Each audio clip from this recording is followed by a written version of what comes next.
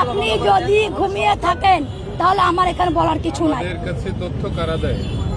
আমি তো বললাম, আপনি আমাকে প্রশ্ন করতেছেন কোন ডিস্ট্রিক্টে হয়নি, আপনি আমাকে সেই ডিস্ট্রিক্টের নামটা বলেন। রংপুর, খুলনা, সম্প্রতি বলতে কোথায় বলছেন? কোন ডিস্ট্রিক্টে মুসলিমের উপরে হয় নাই? শেখ হাসিনা প্রেসিডেন্ট ছিল, প্রধানমন্ত্রী ছিল, উনি কি মুসলিম না হিন্দু? মুসলিম না। উনি অন্যায় করছে, ওনারে বের করে দিলে সমস্যা নাই, কিন্তু একজন হিন্দু অন্যায় করলে ওরা বের করে দিলে সমস্যা। আপনাদের সাইনবোর্ডটাই আগে হচ্ছে, সাইনবোর্ডটা পাল্টান। সাইনবোর্ডের মধ্যে লেখা আছে হিন্দু, বৌদ্ধ, খ্রিস্টান ঐক্য পরিষদ। কেন রে ভাই, আমরা কি দোষ করলাম? আমরা তোমাদের ভাই না?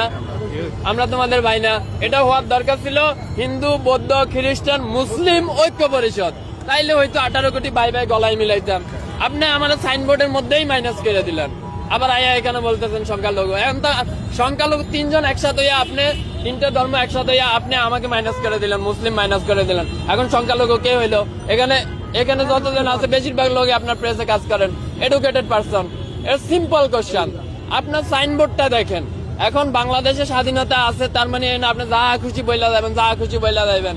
এই স্বাধীনতার জন্য আমরা কষ্ট করি নাই, আমরা লড়াই করি নাই, হাজারটা ভিডিও নাই।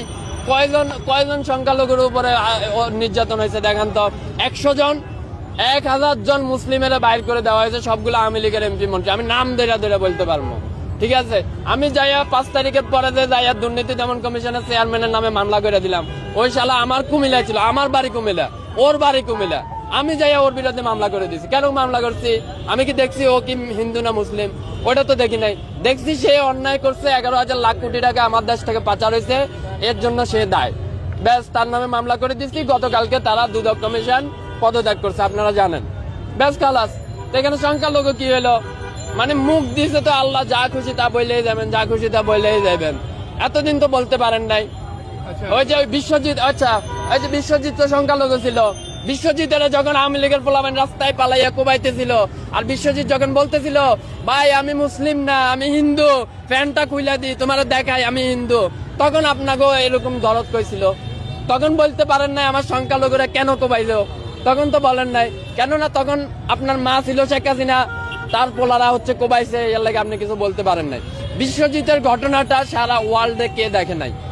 কে দেখে নাই? কে দেখে নাই? প্রেসে কাজ করে, জেনারেলি রাস্তায় থাকে, একজন এডুকেটেড পারসন, কে জানে না?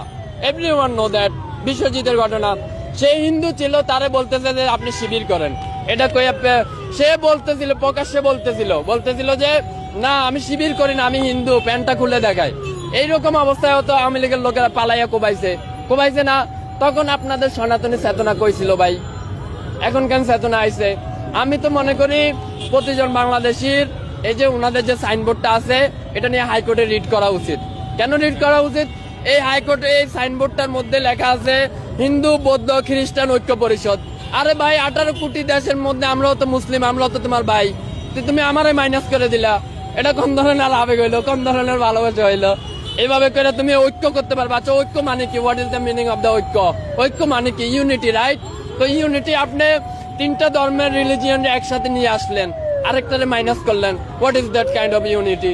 এটা কেমন ইউনিটি হইলো ভাই? আপনি যেটা মেজর পাচ্ছেন ওইটাই মাইনাস করে দিচ্ছেন আর বলতেছেন ইউনিটি। এই যে লোকগুলো আইসে না, এটা ভাইরাল হওয়ার জন্য আইসে, আর কোনো নাথিং এলস দেয়ার, আর কোনো কিছুই না। কিন্তু আমরা এইসব বালসাল বলি না। কেন বলি না? কেননা আমরা জুলাই থেকে আন্দোলন করে আসছি, প্রতিদিন আমরা রাস্তায় মরে গেছি।